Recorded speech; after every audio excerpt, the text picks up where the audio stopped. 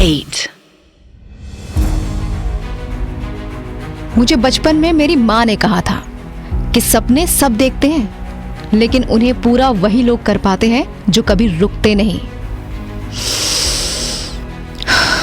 और जो सपना देखा है मैंने, दिल्ली जाकर उस सपने के एक कदम और नजदीक पहुंच जाऊंगी मैं। इस सफर में साथ देने के लिए थैंक यू वीर। वैसे तो विकी शरीफ इंसान है, आप ही सबकी तरह बिल्कुल श्रीमान है, लेकिन अब उसके दिमाग में भी मच चुकी है सनसनी, क्योंकि सामने खड़ी है मेनका पहने बिकिनी। एक बाप होने के नाते विकी के पापा से जो हुआ उन्होंने वो किया, लेकिन उन्हें एक चीज नहीं करनी चाहिए थी, वो थी विकी की शादी। मेरी बात ध्यान से सुन मिशनरी, शादी मत करना, हालत बिगड़ जाती है। सामने ही तेरे प्राइम एग्जाम्पल है। अब देखो अपना ब्रूसली मेनका के सामने खड़ा तो हो गया है, लेकिन शक्ल ऐसे बनाए बैठा है जैसे उसकी आत्मा किसी ने चूस ली हो। इसकी जगह मैं होता ना तो यहाँ दबाता वहां दबाता, अरे क्या क्या बताओ, कितना मजा आता। तेरे गोटे की अंतरिक्ष में क्यों खलबली मच गई? चुप कर जा कुत्ते, भौंक मत। Missionary behave. ऋषिराज की आवाज सुनते ही मिशनरी शांत हो गया। वो भी अपनी जगह पर बैठकर मेनका और विकी को देखने लगा। क्या हुआ विकी, इतना घबरा क्यों है? क्या कभी कोई लड़की तुम्हारे इतने करीब नहीं आई है? जिसकी बीवी उससे दूर भागती हो उसके करीब लड़कियां नहीं, तन्हाई आती है। शट अप चेतन। चेतन, तुम जितनी बार भी कुछ बोल रहे हो ये मिशनरी भौंक रहा है, इसलिए प्लीज शांत रहो। अच्छा ठीक है, अब मैं नहीं बोलूंगा बीच में। अब तो बड़ा हो गया हूं मैं, मुझे अच्छे से बिहेव करना चाहिए। मेनका और ऋषिराज जी आप दोनों कंटिन्यू करिए, तब तक मैं मिशनरी के मुंह में मूंगफली डालता हूँ। इतने में मेनका ने अपना हाथ विकी के बालों पर रखा और धीरे धीरे अपना हाथ उसके बालों पर फेरने लगी। विकी, तुम मेरे इतने करीब होने के बाद भी मुझसे कितना दूर हो, जानते हो क्यों? क्यों मेनका जी? क्योंकि हमने कभी अपने बीच में इमोशनल, स्पिरिचुअल और मेंटल इंटीमेसी को एक्सप्लोर ही नहीं किया। विकी, आज हम तुम्हें कामसूत्रा से जुड़े अलग अलग पोस्चर्स के बारे में बताएंगे और उन्हें करना कैसे है वो करके भी दिखाएंगे। लेकिन उससे पहले मेरी एक बात अपने दिमाग में रख लो, जब तक तुम अपने पार्टनर के साथ इमोशनल, स्पिरिचुअल और मेंटल इंटीमेसी नहीं बनाओगे, तब तक ये पोस्चर्स तुम्हारे प्यार को कभी आगे नहीं बढ़ा सकते। विकी, क्या तुम कभी कियारा के साथ खुलकर हंसे हो? तुम्हारे बीच कितनी बार बातें होती है? एक बार भी नहीं। तो अब करो। जब दो कपल्स के बीच खुलकर बातें होती है तो उनके बीच की दूरियां भी कम हो जाती है और ये ही उनके इमोशनल बॉन्ड को भी मजबूत बनाती है। अपनी बातों को खुलकर कहना सीखो विकी, तुम कभी भी दुखी नहीं रह सकते। ठीक उसी वक्त विकी के पीछे ऋषि आकर खड़ा हो गया। समझ में आ गया क्या तुम्हें विकी? मुझे समझ में आ गया है। आप मेरे पीछे क्यों खड़े हो? विकी के बिल्कुल पीछे ऋषि आकर खड़ा हो गया था और वो अपने होंठों को अपने दांत से दबाने लगा। ये देखकर चेतन अपने आप से बातें करने लगा। पीछे ऋषि, आगे मेनका, बीच में विक्की। ये सब देखने से पहले मैं विश पीकर मर क्यों नहीं गया? बेचारे विकी की गांड तो संकट में लग रही है, ये ऋषिराज तो साला डिफेक्टेड पीस लग रहा है। हे प्रभु, आप मुझे ये सब क्या दिखा रहे हैं? तुरंत इसे रोकिए, मैं भयभीत हो रहा हूँ। चेतन कहाँ खो गया है? तुझे कुछ सुनाई दे रहा है? हाँ भाई, विकी ऋषिराज तो अभी तुम्हारे पीछे था, अब कहाँ है वो? भाई उन्हें जो करना था वो कर लिया है उन्होंने, अभी वो अपना कच्छा बदलने गए हैं। क्या? नहीं, ऐसा नहीं हो सकता। दुश्मन ने तुझ पर आक्रमण भी कर दिया और मुझे खबर तक नहीं मिली। क्या नहीं हो सकता? किसने आक्रमण कर दिया? क्या बोल रहा है? चेतन तुरंत विकी के पास आया और उसके कान में फुसफुसाते हुए बोला, भाई ये ऋषिराज तेरे पीछे खड़ा था?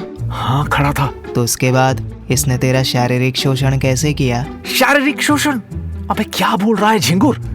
उन्होंने तो मुझे बताया कि मुझे कियारा के साथ स्पिरिचुअल और रिलैक्सिंग प्लेसेस पर जाना चाहिए। उन्होंने कहा स्पिरिचुअली अगर दोनों पार्टनर्स एक्टिव रहते हैं तो उनके बीच की इंटीमेसी का प्लेजर और भी बढ़ जाता है। भाई ज्ञान की इस बारिश में मैं क्यों नहीं भीग पाया? मुझे ये सब बात सुनाई क्यों नहीं दी? साले मुझे क्या पता कहाँ हैंग हो गया था, खुद से बातें किया जा रहा था तू। ये तो जब मैंने तुझे आवाज लगाई तब तेरी गांड को होश आया, वरना तेरा दिमाग बफरिंग मोड पर ही रहता। ठीक उसी वक्त मेनका किचन से वापस आई और विकी के नजदीक आकर खड़ी हो गई। चेतन अपनी तिरछी निगाहों से सिर्फ मेनका के फिगर को देख रहा था, जो बिकिनी में और भी ज्यादा हसीन लग रही थी। मुझे ये सब बात क्यों नहीं सुनाई दी? वैसे मेनका जी, आपसे एक सवाल करूं? हाँ बोलो ना चेतन। आपने ये बिकिनी क्यों पहनी है? आप तो विकी को ऐसे भी अलग अलग पोस्चर्स के बारे में सिखा सकती थी। ये सुनकर मेनका चेतन के बिल्कुल करीब खड़ी हो गई और उसके कान के नजदीक जाकर बोली, तेरी दादी माँ छोड़ गई थी मेरे लिए ये बिकनी, इसीलिए तुम्हारे आने की खुशी में पहनी है। ठीक उसी वक्त ऋषिराज भी आ चुके थे।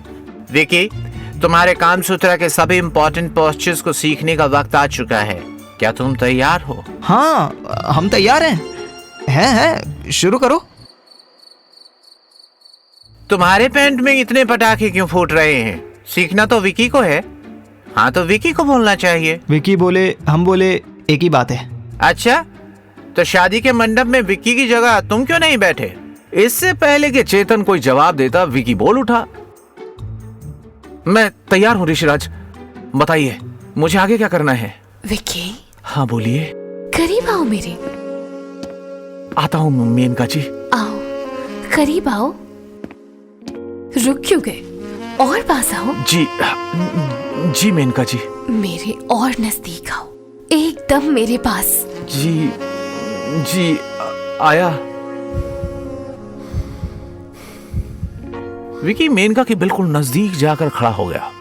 दोनों के बीच की दूरी बस 7-8 सेंटीमीटर से ज्यादा नहीं थी। दोनों एक दूसरे की गर्म सांसों को महसूस कर रहे थे। कैसा महसूस कर रहे हो विकी? अच्छा लग रहा है। मेनका विकी के माथे से पसीना पोंछने लगी। तुम्हें इतने पसीने क्यों आ रहे हैं? गर्मी की वजह से। अच्छा तो ठीक है विकी, अपने कपड़े उतार दो। कामसूत्रा के अलग अलग पोस्चर सीखने के लिए तुम्हें भी सिर्फ कच्छा पहनना पड़ेगा। क्या? मैं सिर्फ कच्छा? हाँ, तुम्हें पोस्चर्स के बारे में सीखने के लिए अपने कपड़े उतारने पड़ेंगे। हे ऊपर वाले, ये क्या लीला रच रहे हो? मैं जैसे तैसे एक डिप्रेशन से बाहर निकलता हूँ, आप अगला डिप्रेशन तैयार रखते हो। नहीं, आप बता दो भगवान, क्या चाहते हो? क्या मैं मरते वक्त अपने चट्टी बट्टी को चड्डी में देखकर ही मर जाऊं? जवाब दो मुझे। ठीक उसी वक्त एक तेज हवा चली और एक गीला कच्छा सीधा चेतन के मुंह पर आकर चिपक गया। अरे अभी तो ही इसे सूखने के लिए डाला था। क्या ये तुम्हारा कच्छा है? छी। चेतन तू ठीक तो है ना मेरे भाई? जहां एक तरफ चेतन बेहोश होकर जमीन पर गिर चुका था, वहीं दूसरी तरफ कियारा चैन की नींद लेकर अपने बेड से उठ चुकी थी। हाँ बोलो वीर। मैं वहीं खड़ा हूँ जहाँ मेरी गाड़ी खड़ी है। प्लीज आकर मुझे मेरी गाड़ी की चाबी दे दो। हाँ अभी आई। जहां वीर की गाड़ी खड़ी थी उससे कुछ ही कदम दूर विकी के पापा तरुण अकेले खड़े होकर सिगरेट पी रहे थे। इस वक्त उन्हें इस बात का जरा भी अंदाजा नहीं था कि वीर की गाड़ी उनके घर के पास खड़ी है। अचानक तरुण के हाथों से सिगरेट गिर गई। यारा और वीर, ये दोनों एक दूसरे के गले क्यों लगे हैं? आखिर इन दोनों के बीच चल क्या रहा है? वीर और कियारा को हग करते देख तरुण के इमोशन को लूज मोशन लग चुके थे। मुझे पता लगाना ही पड़ेगा। विकी के पापा आगे क्या करेंगे? कामसूत्रा की क्लास में क्या होगा? विकी और कियारा की इस अजीबोगरीब कहानी में आगे क्या मोड़ आएगा? ये सब जानने के लिए सुनते रहिए लड़की ब्यूटीफुल, सिर्फ और सिर्फ 8 पर।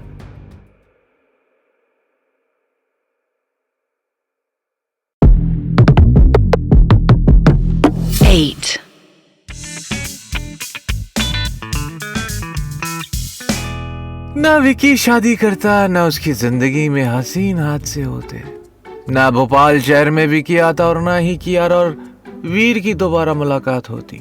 ना विकी के पापा कियारा को वीर की बाहों में देखते और ना ही वो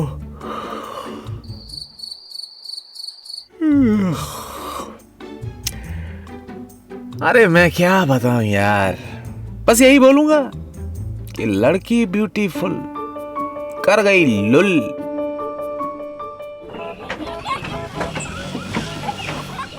पापा जी आप यहाँ, और ये आपके हाथों में सिगरेट? मम्मी ने कितनी बार आपको मना किया हुआ है ना। कियारा बेटा, यहाँ तुम। अचानक तरुण शांत हो गए। बेटा तुम्हारे पैरों से खून निकल रहा है। हाँ पापा, वो एक्चुअली मेरा अंगूठा ना छोटे से पत्थर पर लग गया, पर मैं ठीक हूँ पापा। नहीं बेटा, चलो घर के अंदर, ऐसे लापरवाही नहीं करते। अंकल सही कह रहे हैं कियारा, तुम्हें अभी जाना चाहिए। मैं चाबी ढूंढ लूंगा। चाबी ढूंढ लूंगा? मैं कुछ समझा नहीं बेटा। अंकल, वो जब मैं ब्रेकफास्ट करके अपनी गाड़ी की तरफ आया तो अचानक मुझे एहसास हुआ कि मेरी चाबी खो गई है। मैंने उस वक्त ढूंढी चाबी, लेकिन मुझे मिली नहीं। मेरे पास उस चाबी का स्पेयर भी नहीं था। मैंने किसी मैकेनिक को बुलाया है, वो अभी इसकी दूसरी चाबी बना देगा। उसके आने से पहले मुझे लगा कि मुझे भी खोज लेना चाहिए, लेकिन उस बीच कियारा ने मुझे देखा और चाबी ढूंढने में मेरी मदद करने आ गई। अरे ब्रेक मारो बेटा। समझ गए बेटा? अब महाभारत लिखोगे क्या यहाँ बैठकर? चाबी जब बन जाए तो नाश्ता करने आ जाना। आलू के पकौड़े बने हैं, विक्की को काफ़ी पसंद हैं। आलू के पकौड़े मुझे भी पसंद हैं। अंकल, मुझे बाहर के खाने की आदत है, प्लीज़ घर के खाने की आदत मत डलवाइए। मुझे तो कुकिंग भी नहीं आती। कुकिंग का इशू है? कुक रख लो ना। बोलो तो मैं नंबर दूं? 1 नंबर का खाना बनाता है, और भोपाली पोहे तो एकदम चटपटा मसालेदार और ऊपर से हल्का मीठा टच। आह! किससे बचने को कह रहे हो? बच नहीं, टच। अच्छा। वैसे तुम यहाँ क्या कर रही हो? तुम तो आलू के पकौड़े बना रही थी। अरे नहीं, मैं तो आपकी आवाज सुनकर बाहर निकली थी। इन सब में मैं भूल ही गई कि मेरे बेटे के पकौड़े जल रहे हैं। उसको तो आलू के पकौड़े बहुत पसंद है। तुम भी क्या करती हो? मैं क्या करती हूँ? तुम्हारी आवाज सुनकर बाहर आ जाती हूँ। मुझे तुम्हारी आवाज सुननी ही नहीं चाहिए। कोई बात नहीं पापा, बच जाएंगे विक्की के पकौड़े।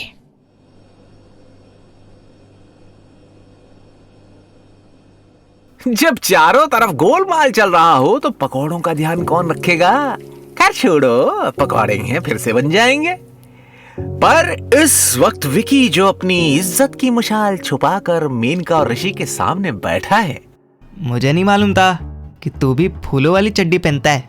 Same pinch bro. तुम कौन से कलर की चड्डी पहने हो? येलो अच्छा कलर है ना, जब भी पहनता हूँ सब खिल जाता है। I feel like yellow colour देखकर माई डार्क नाइट राइजेस। अगर चेतन के साथ अंधेरा कायम कर लिया है विकी, तो अब आ जाओ। शर्मा कर बैठे रहने से कुछ नहीं होगा, सामने आओ। सामने आने लायक छोड़ा कहाँ है आपने? चेतन, अच्छा दोस्त वो नहीं जो तुम्हारे साथ हमेशा रहे। अच्छा दोस्त वो है जो तुम्हें कभी गिरने नहीं देता। अगर तुम अभी विकी के सामने ऐसी बातें बोलोगे तो विकी भी नर्वस होगा। तुम्हें उसे हौसला देना चाहिए। क्षमा करना बड़े भाई विकी, मैं तुम्हें रोक नहीं रहा था, बस मेरे अंदर डर का वास हो गया था। चुप हो जा, कोई बात नहीं है चेतन। तू गांड चाट ले मेरी, लेकिन प्लीज चुप हो जा। नानी के घर से नौटंकी सीख कर आया था क्या? चुप हो जा भाई, बिल्कुल चुप हो जा। मुझे अपने इमोशंस बदलने दे। साहिबान कदरदान, अब आपके सामने आ रहे हैं विकी, एक ऐसा नाम जिसे कोई नहीं जानता सिर्फ मेरे सिवा। लेकिन जब तू अपनी ये क्लासेस पूरी कर लेगा तो तुझे पूरा भोपाल जानेगा। जा विकी जा, जी ले अपनी जिंदगी, आयुष्मान खुराना भव। आओ विकी, ये वक्त तुम्हारे शर्माने का नहीं बल्कि खुद को पहचानने का है। वाह क्या राइमिंग है। Shut up. विकी मेनका के करीब खड़ा हो चुका था, लेकिन फिर भी उसने अपनी नजर मेनका से नहीं मिलाई। विकी, शर्माने वालों के हाथ सिर्फ अफसोस लगता है, किसी लड़की का हाथ नहीं। बिल्कुल सही कहा आपने, जो शर्माते हैं उसको अपने हाथ से अपनी लकीरें मिटाने का मौका मिलता है। लगता है आप लोगों को मेरी बात पसंद नहीं आई। अब कोई बात नहीं, better luck next time, sorry next time. Vicky, तुम्हें कितनी सेक्स पोजीशंस के बारे में मालूम है? Missionary doggy. अरे तेरे बारे में बात नहीं हो रही है मिशनरी, तू क्यों अपने मुंह को मिर्जापुर बना रहा है? शांत होकर बैठा रहे। बोलो विकी, चुप क्यों हो गए? एक्चुअली इन दोनों पोजीशन के अलावा मुझे और कोई पता नहीं। कोई बात नहीं, आज तुम सब सीख जाओगे। विकी, वहाँ एक चटाई रखी है, उस पर जाकर लेट जाओ। मेनका और तुम साथ मिलकर अलग अलग सेक्स पोजीशन प्रैक्टिस करोगे। साथ ही साथ मेनका तुम्हें उन पोजीशन की इम्पोर्टेंस भी समझाएगी। मेनका के साथ प्रैक्टिस? क्यों, कोई प्रॉब्लम है क्या? मेनका जी बीवी तो आपकी हैं, आप क्यों नहीं उनके साथ? I mean, आप ज्यादा कंफर्टेबल रहोगे। अरे सीखना तुझे है या मुझे? मैं मेनका को खुश कर चुका हूँ, अब तुम्हें अपनी बीवी को खुश करना सीखना होगा। तो क्या तुम तैयार हो विकी? जी बिल्कुल तैयार हूँ। मैं भी तैयार हूँ। आज पहली बार मैं मोबाइल में नहीं, सब सामने लाइव देखूंगा। सॉरी, ऐसे मत देखो भाई लोग, जोक मारा था मैंने। विकी और मेनका एक दूसरे के बिल्कुल करीब बैठ चुके थे। विकी, तुम लेट जाओ, मैं तुम्हारे ऊपर आऊंगी। मेरे ऊपर? आप? लेट जा भाई, इतने प्यार से मुझे कोई बोलता तो मैं जल्दी चिता में लेट जाता। चुप हो जाओ, विकी को कंसंट्रेट करने दो। Sorry please continue. फिक्र मत करो विकी, तुम्हारे साथ कुछ गलत नहीं होगा। मैंने तुम्हें लेटने को इसीलिए कहा ताकि मैं तुम्हें समझा सकूं कि मिशनरी पोजीशन में एक लड़की को अच्छे से प्लेजर कैसे किया जाता है। सबको पता है कि इस पोजीशन में आदमी ऊपर होता है और औरत नीचे, लेकिन बहुत कम लोग जानते हैं कि उस दौरान एक आदमी क्या क्या कर सकता है ताकि प्लेजर और भी वाइल्ड हो सके। क्या क्या करना चाहिए आदमी को? ये सुनते ही मेनका विकी के ऊपर आ गई और उसकी आंखों को देखने लगी। आप मुझे ऐसे क्यों देख रही हैं मेनका जी? विकी, मिशनरी के दौरान अगर तुम अपने पार्टनर से आई कांटेक्ट बनाकर रखोगे तो तुम्हारा इमोशनल बॉन्ड और मजबूत होगा। इससे तुम्हारे पार्टनर का ट्रस्ट भी बढ़ेगा और दोनों के बीच का कनेक्शन भी गहरा होगा। इतना कहते ही मेनका ने विकी को उठाया और अपनी टांगें उसके इर्द गिर्द लपेट दी। ऋषिराज जी, ये क्या पाप हो रहा है मेरी आंखों के सामने? चुप कर जा, गधा कहीं का।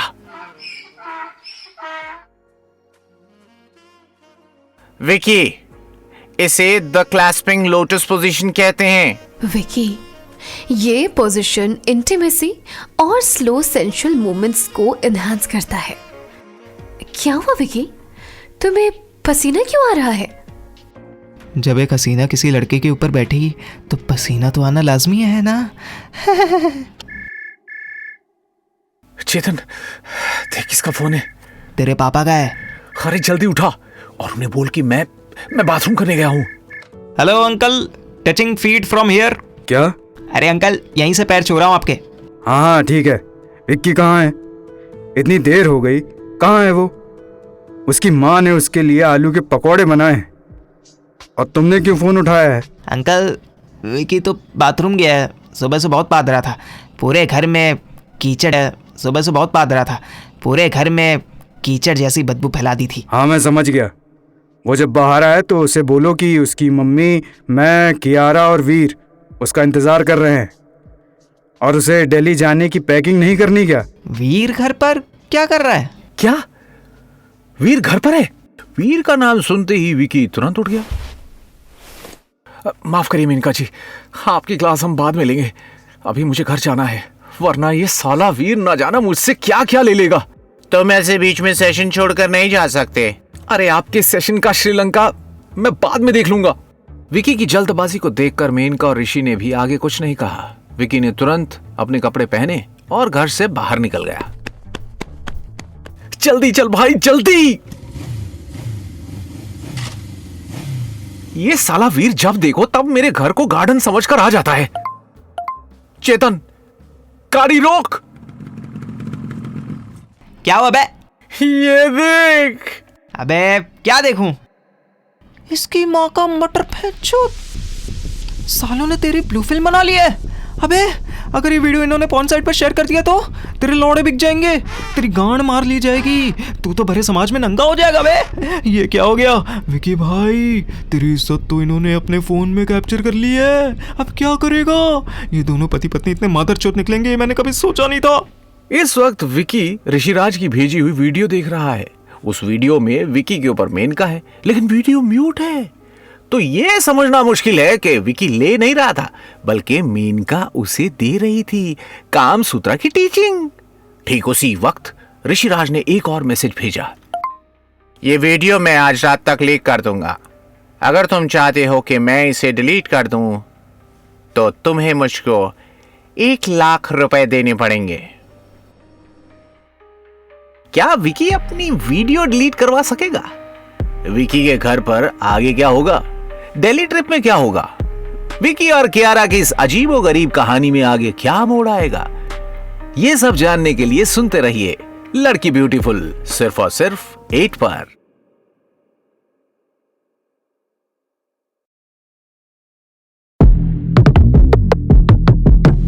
8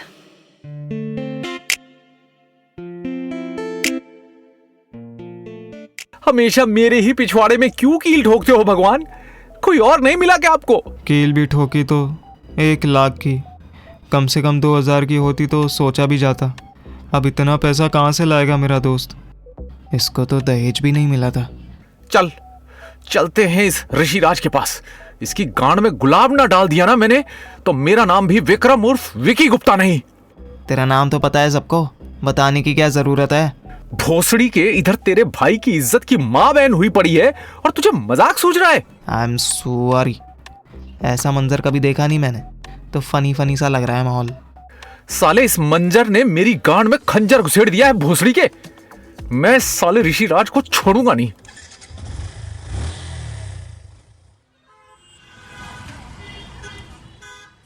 मेरी मार्लो सालो, जिसे आज के जमाने में लोग प्यार से एमएमएस कहते हैं, वही एमएमएस विकी का बन चुका था। उसको डिलीट करवाने के लिए विकी ऋषिराज के घर की तरफ निकल चुका था। जल्दी चल। विकी भाई डंडा वंडा है तो वो भी ले चलते हैं। अगर साले ने वीडियो डिलीट नहीं की तो वही डंडा सीधा गांड में डाल देंगे, झूलता फिरेगा साला। खोलो दरवाजा, खोलो इसको। इंस्पेक्टर पांडे, आप क्या कर रहे हो? पुलिस में है, सवाल करे का काम हमार है, तुम्हार नहीं। तू यहाँ क्या कर रहा है? वो दरअसल मेरे दोस्त का एमएमएम। वो पांडे जी, एक्चुअली वो हम ऋषिराज से मिलने आए हैं। कौन आया है पांडे जी? 2 हरामजादा आए हैं। 2 हरामजादे? मेनका जी हम आए हैं। विकी और चेतन को दरवाजे के बाहर खड़ा देखकर मेनका चौंक उठी। तुम दोनों यहाँ क्या कर रहे हो? तुम्हारा सेशन तो खत्म हो चुका था। सेशन? कमीनका जी, ये भी आपके पास सेशन लेने आते हैं क्या? ये भी मतलब क्या इंस्पेक्टर साहब, आप भी क्या अपने? चुप कर बे पनाउती। ओह चुप करा रहे हो, इसका मतलब तो यही है कि आपका भी जादू भाभी पर चल नहीं पाया। अबे चूतिए, तो का क्या फर्क पड़ रहा है कि मैं यहाँ आता हूँ और मेरा जादू चले या ना चले? तू यहाँ क्यों आया है ये बता। पांडे जी, दरअसल ये विकी हमारा क्लाइंट है। का एक भी छोटा डॉन पर लात मार के चल गई का? एक अभी भी इसके भी मतलब क्या पांडे जी आपके भी चूतड़ों पर? अच्छा किया पांडे जी इसको मारा, बिन फालतू की बात करता है। ठीक उसी वक्त वहां पर ऋषिराज भी पहुंच गया। विकी, चेतन, क्या बात है? तुम्हें तो अपने पकौड़े खाने थे, वापस क्यों आ गए? अबे साले सस्ते ओशो की टट्टी, भोसड़ी के इधर हमें एमएमएस भेजकर हमारे लौड़े लगा दिए और तुझे पादुकोण की पड़ी है। What the hell, चेतन, तुम मेरे पति से ऐसे बात नहीं कर सकते। इधर तुम्हारे पति ने मेरा एमएमएस बनाकर मुझे कहीं बात करने लायक नहीं छोड़ा, और तुम बोल रही हो कि ऐसे बात ना करो। एमएमएस? कैसा एमएमएस? मैंने तुम्हें कौन सा एमएमएस भेजा है? एमएमएस? ये दोनों का बात कर रहे हैं? किस एमएमएस की बात हो रही है यहाँ? अब तो कानून भी सामने खड़ा है, अब कहाँ जाओगे बच के? बताओ पांडे जी को कि खुशियाँ बांटने के चक्कर में कैसे तुम दोनों पति पत्नी सबकी खुशियाँ छीन लेते हो। पांडे जी, इन दोनों ने मेरा एमएमएस बनाया है। अरे तुम्हें समझ नहीं आता कि हमने तुम्हारा कोई एमएमएस नहीं बनाया है। अरे फिर वो वीडियो जो विकी को भेजी है वो सनी लियोनी ने बनाई है क्या? सालो, कच्चे पहनकर समाज के सामने नंगा करना चाहते हो तुम लोग मेरे दोस्त को? एमएमएस, वीडियो, ये सब का चल रहा है? कोई हमको भी बताओ। देखिए पांडे जी, हमारे साथ धोखा हुआ है। हम इसके पास आए थे ताकि मेरा दोस्त अपनी जवानी के जूस को और स्वादिष्ट बना सके। पहले दिन विकी को इन्होंने म्यूचुअल अंडरस्टैंडिंग का ज्ञान दिया, हमें अच्छा लगा। फिर विकी इनके सेशन लेने लगा, सब कुछ बढ़िया चल रहा था। मुझे तो लगा ये लोग देवी देवता हैं। मैं तो ऋषिराज को अपना दादा तक मानने लगा था।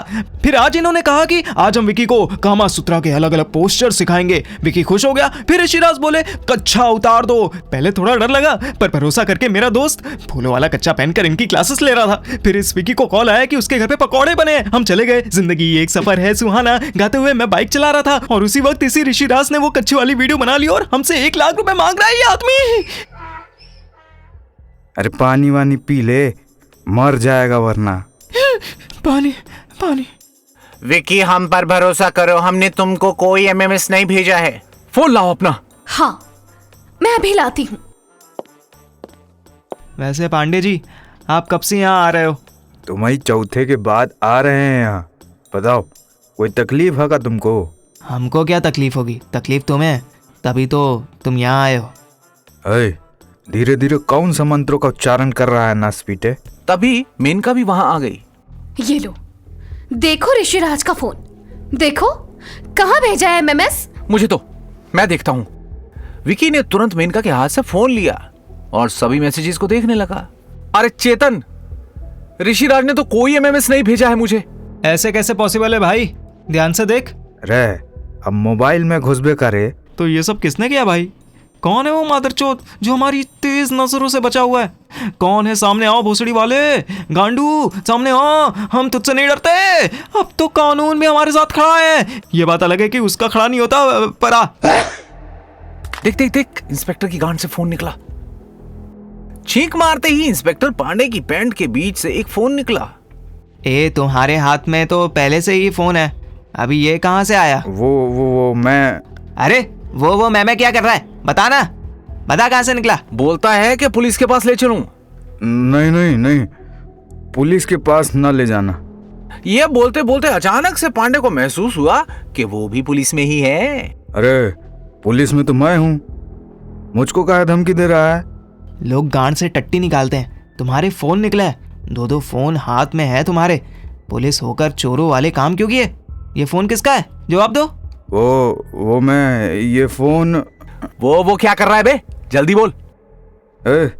तुम ऐसी बात नहीं कर सकते हमारे साथ।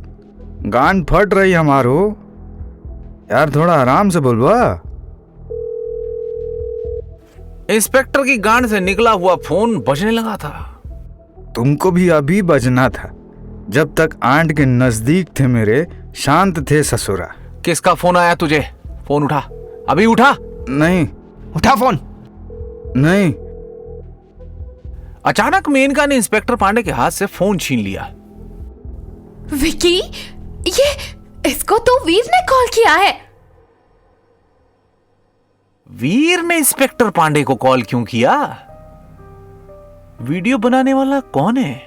दिल्ली ट्रिप में क्या होगा? विकी और कियारा की इस अजीबोगरीब कहानी में आगे क्या मोड़ आएगा, ये सब जानने के लिए सुनते रहिए लड़की ब्यूटीफुल, सिर्फ और सिर्फ 8 पर।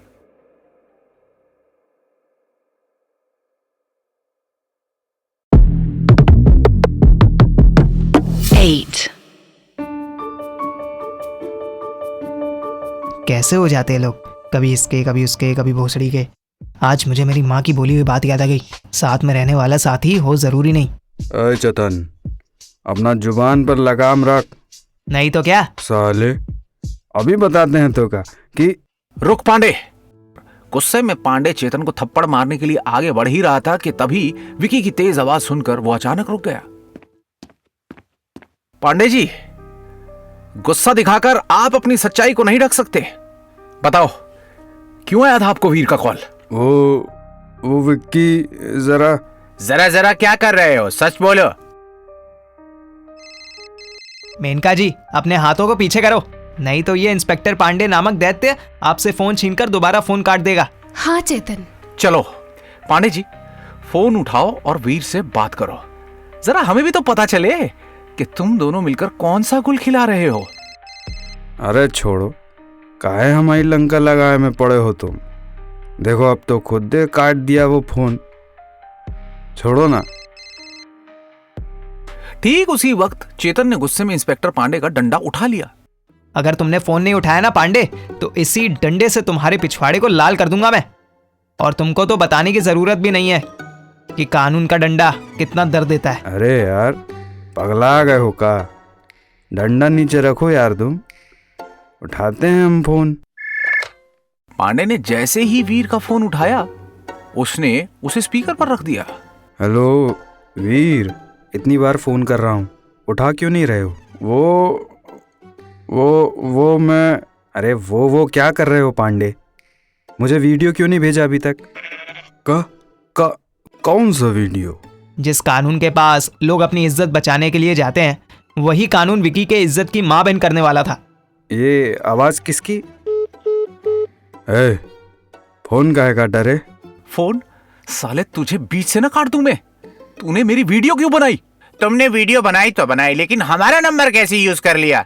पांडे जी जवाब दो, चुप क्यों हो गए? क्या जमाना आ गया है, कानून का रखवाला ही भोसड़ी वाला निकल गया। पांडे मैं तुझे छोड़ूंगा नहीं।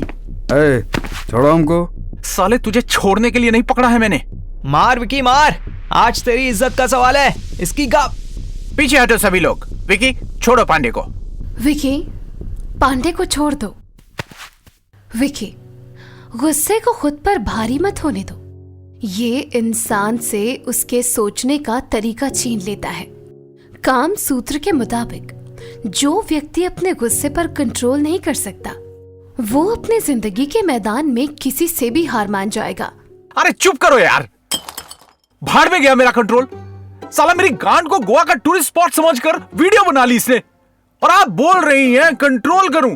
कहां से करूं कंट्रोल? मेनका सही कह रही है विकी, गुस्से में तुम अपना ही नुकसान कर बैठोगे। जब तक तुम्हारा मन शांत नहीं होगा, तब तक तुम सच की जड़ तक नहीं पहुंच पाओगे। और सच ये है कि वीडियो इंस्पेक्टर ने बनाई है, लेकिन इसको बनवाने वाला कोई और नहीं बल्कि वीर है। और उसने क्यों बनवाई है ये जानना तुम्हारे लिए सबसे ज्यादा जरूरी है। ये सुनते ही सिर्फ विकी ही नहीं, बल्कि चेतन और मेनका भी इंस्पेक्टर पांडे की तरफ घूरने लगे। यहां तक कि आंगन में बैठे मिशनरी की निगाहें भी उस पर टिक गई। सबकी निगाहों को अपनी तरफ घूमता देख पांडे इतना डर गया कि उसने एक जबरदस्त तेरी तो अभी से हवा निकलने लगी। अबे चूहा काट के खाया था क्या? छी, इतनी गंदी बदबू, मैं कहीं उल्टी ना कर दूं। ऐसी डरावनी नजरों से ना देखो हमको, हमारी गांड फट रही है। वो तो देख लिया है अभी, कहां कहां से क्या फटा है तुम्हारा। अब चुपचाप बताओ, वीर ने तुम्हें वीडियो निकालने के लिए क्यों कहा था, और कैसे तुमने मेनका का नंबर यूज कर लिया? चुप क्यों हो गया, बोल। जिस दिन तुम सब पुलिस स्टेशन आए थे, उसी दिन वीर भी हमसे मिले खातिर आवा रहा।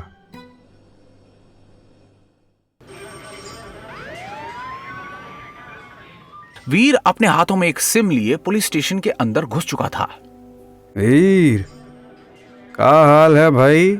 मैं ठीक, तुम कैसे हो? एकदम चकाचक। अच्छा, तुम जिन नामों को छोड़ने के लिए बोले थे, उन्हें छोड़ दिया। वो साला चेतन तो पेन इन माय ईयर था एकदम। पांडे, तुम्हें मेरे लिए एक काम करना होगा। क्या बात है, बोलो। यहाँ सबके सामने नहीं, अकेले में। ठीक है, चलो बाहर।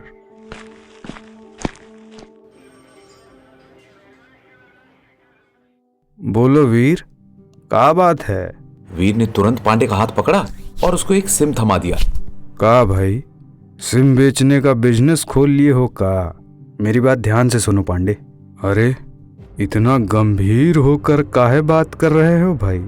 कहीं किसी को इस सिम का इस्तेमाल करके ब्लैकमेल तो नहीं करे कि हमका? ब्लैकमेल ही करना है तुम्हें, लेकिन उससे पहले तुम्हें एक वीडियो बनानी होगी। का बोल रहा है पांडे? ये जो तुम्हारे हाथ में सिम है, ये एक क्लोन सिम है। इसके अंदर जो नंबर है वो मेनका का है। ए वी रुको, ये हम सब ना करब यार। साला कुछ भी ऊपर नीचे हुआ, हमार नाम तो बेफालतू को बदनामी के दलदल में डूब जाई। पांडे, तुम्हें इसके 50,000 दूंगा मैं।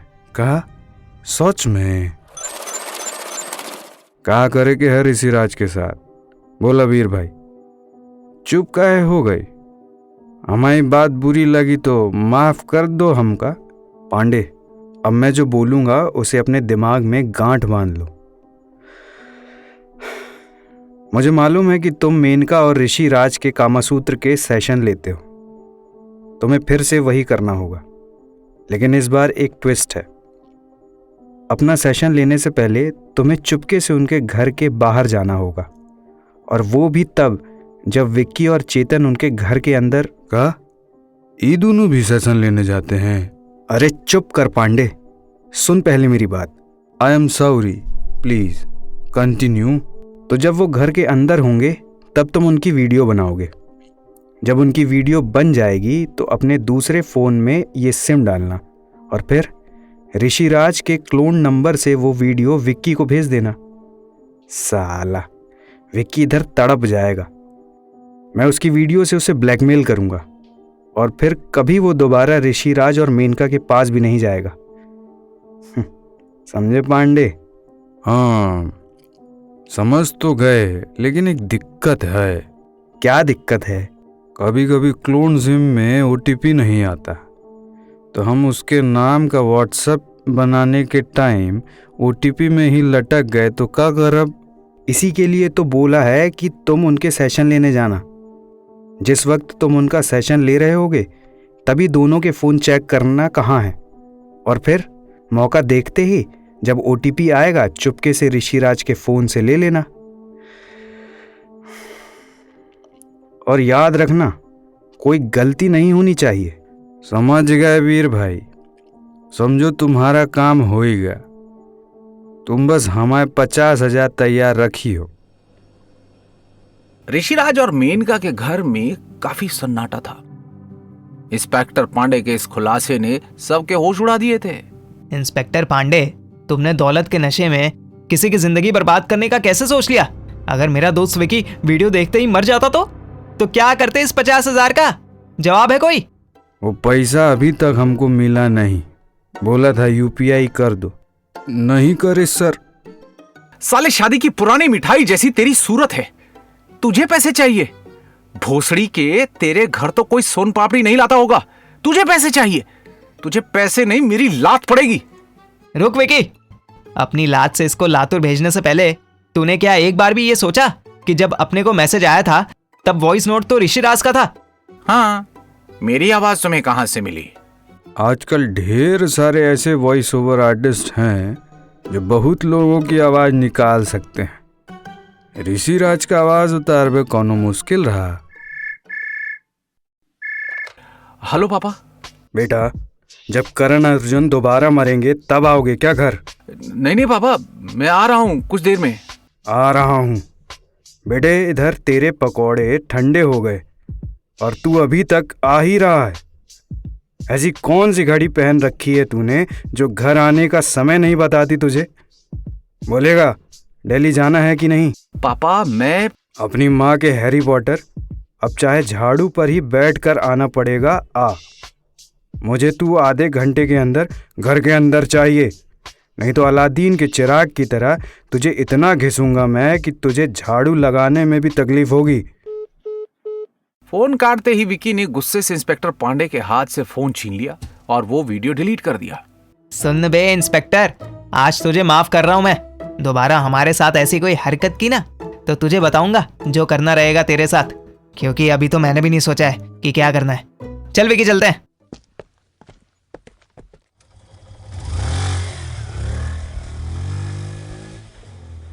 विकी और चेतन घर से बाहर निकले और अपनी बाइक पे बैठकर वहां से चले गए। जहां एक तरफ विकी और चेतन अपने घर जा रहे थे, वहीं दूसरी तरफ वीर भोपाल की मार्केट में घूम रहा था। सोशल मीडिया में तो देखा था कि यहाँ बहुत लोग टिक्की चाट खाने के लिए आते हैं, पर इधर तो कोई मक्खी भी नहीं मार रहा। गलत इंफॉर्मेशन का शिकार हो चुका था वीर। सोशल मीडिया पर उसने जिन लोगों को टिक्की चाट को चाटते हुए देखा था, वो साले खुद उस दुकान में काम करने वाले नौकर थे। बिन फालतू को मैं यहाँ आ गया, मेरा पूरा टाइम वेस्ट हो गया। अरे यही है वो आदमी, मारो इसे, बच के जाने ना पाए। ए तुम लोग कौन हो? छोड़ना मत साले को। वीर को मारने के लिए कौन लोग आए हैं? दिल्ली के ट्रिप में क्या होगा? क्या वीर उनके साथ जा पाएगा? विकी और कियारा की इस अजीबोगरीब कहानी में आगे क्या मोड़ आएगा? ये सब जानने के लिए सुनते रहिए लड़की ब्यूटीफुल, सिर्फ और सिर्फ 8 पर। 8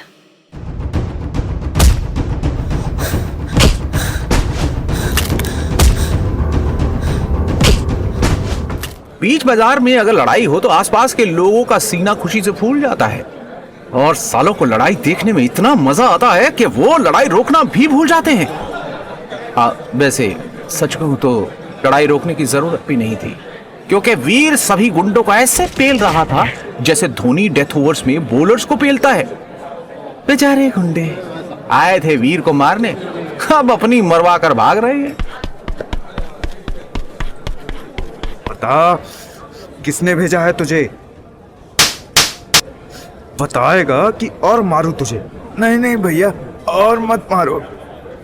मेरे पिछवाड़े का हलवा बन चुका है भाई, छोड़ दो प्लीज। तुमको मारने के लिए हमें झंडेश्वर प्रसाद ने भेजा है। हैं? झंडेश्वर प्रसाद? ये कौन है? इसके बारे में तो मैंने कभी सुना भी नहीं। कौन सा वो शाहरुख खान है कि तुम सुनोगे उसके बारे में? वो तो मामूली सा जिब कतरा है और मेरा काफी अच्छा दोस्त भी। तो वो मामूली सा झंड आदमी मेरे पीछे क्यों पड़ा है? एक बार रेलवे स्टेशन के बाहर तुम्हारा उसने जेब हल्का करने की कोशिश की थी, लेकिन तुमने उसे इतना पेल दिया कि उसे अपने शरीर को तेल लगाकर सही करना पड़ा। उस दिन से ही झंडेश्वर प्रसाद तुम्हें मारने की प्लानिंग कर रहा है।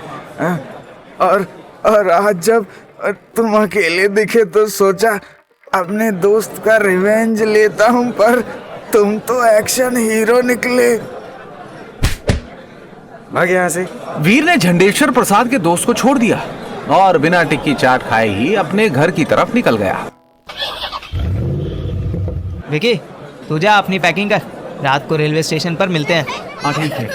और सुन, बोल। ऐसे चिड़े हुए चमगादड़ जैसी जो सूरत बना कर रखी है उसको सही कर। साला तेरी शक्ल से मनहूसियत टपक रही है। मैं जिंदा हूँ, यही बहुत बड़ी बात है। अबे जिंदा रहने के लिए तेरी कसम, तेरी हंसी बहुत ज़रूरी है सनम। इसलिए रूठे हुए राजकुमार अपनी बत्ती सी निकाल और घर जा, मैं भी जा रहा हूँ।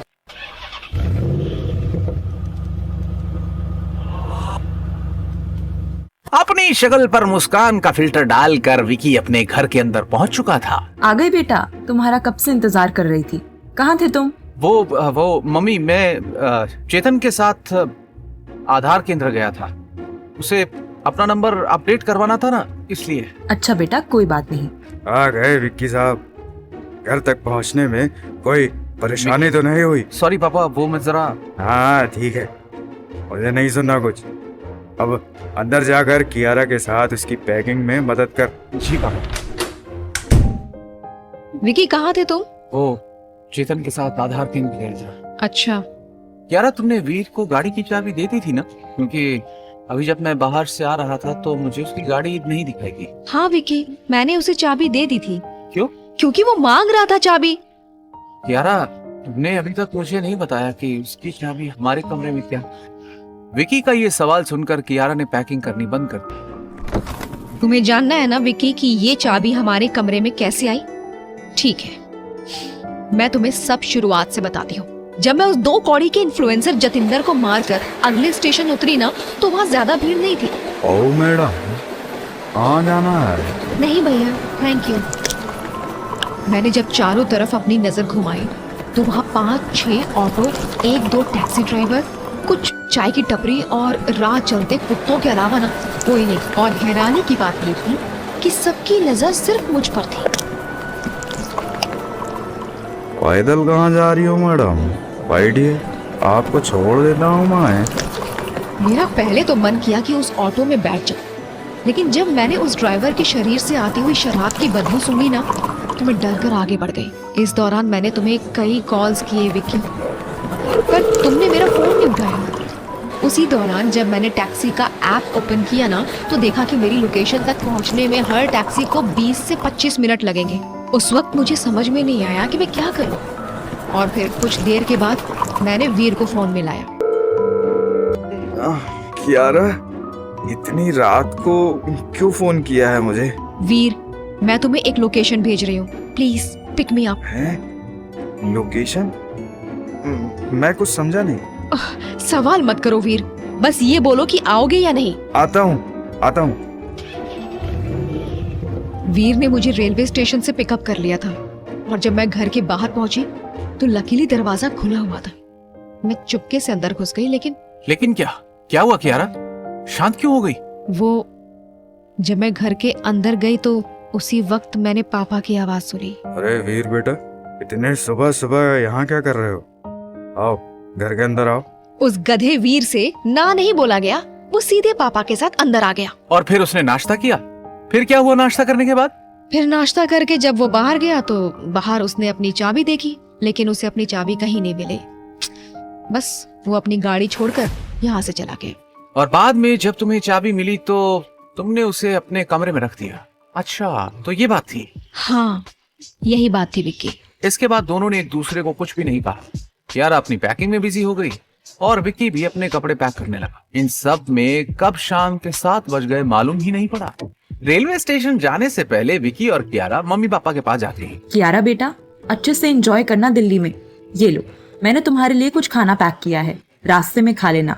ध्यान रखना मेरी बेटी। जी मम्मी। मम्मी, ये सब बनाने की क्या जरूरत थी? ट्रेन में सब मिल जाता है। चुप कर विकी, वहाँ तो कुछ भी मिलता है। न जाने कितने दिनों का पड़ा हुआ खाना खिला देंगे तुम्हें। नहीं सरिता, रेलवे कर्मचारी के लिए तो हमारा विक्की बराती है, पूरी खातिरदारी करेंगे इसकी। विक्की ने कोई जवाब नहीं दिया। लगता है चेतन आ गया है। मम्मी पापा, अब हम निकलते हैं, जल्दी मिलेंगे। विक्की। जी पापा। कियारा बेटी को जिस भी चीज की जरूरत होगी वो पूरा करना, उसका अच्छे से ख्याल रखना, और हाँ, छोटी दादी को ज्यादा परेशान मत करना। जी पापा। कियारा भी विक्की और पापा की बातें सुन रही थी, लेकिन वो कुछ नहीं बोली। Hello uncle, how are you? मैं ठीक हूँ। Wow, what a good news कि आप ठीक हो। चेतन, गाड़ी में सामान रखने में मदद कर मेरी। या कमिंग ब्रो, कमिंग। क्या हुआ चेतन बेटा, आज तो बड़ी इंग्लिश बोल रहे हो। वेल सरिता आंटी, मैं जब स्मॉल ग्रैंड मदर से मिलूंगा ना दिल्ली में, तो उनके लेग पकड़कर आई विल रिक्वेस्ट कि मेरे लिए भी कोई सुंदर सेक्सी फिगर वाली अंग्रेज लड़की ढूंढे। इसके बाद विक्की, कियारा और चेतन गाड़ी में बैठे और रेलवे स्टेशन के लिए निकल गए। तीनों गाड़ी से उतरे और रेलवे स्टेशन के अंदर चले। अटेंशन प्लीज, यात्रीगण कृपया ध्यान दीजिए। गाड़ी संख्या 12621 भोपाल से दिल्ली जाने वाली तमिलनाडु सुपरफास्ट एक्सप्रेस अपने निर्धारित समय पर प्लेटफॉर्म संख्या 2 पर पहुंच चुकी है। यात्रियों से अनुरोध है कि वे अपने सामान के साथ निर्धारित प्लेटफॉर्म पर पहुंचे। आपके सहयोग के लिए धन्यवाद। चल भाई चल, अपनी गाड़ी पहुंच चुकी है। अबे अपन टाइम पर है, इतनी जल्दबाजी मत कर। अकेला नहीं है तू, आराम से चल। Okay bro. तीनों आराम से अपनी ट्रेन के कोच नंबर H2 के अंदर पहुंच गए। उनके सीट के नंबर्स थे 2, 3 और 4। चल पड़ी ट्रेन, चल पड़ी। ठीक उसी वक्त मानो चेतन की एक्साइटमेंट को नजर लग गई। व्हाट अ कोइंसिडेंस गाइस, तुम सब यहाँ। हम तो यहाँ, लेकिन तुम यहाँ कैसे? ये सीट नंबर मेरी है। क्या? ट्रेन के सुहाने सफर में आगे क्या होगा?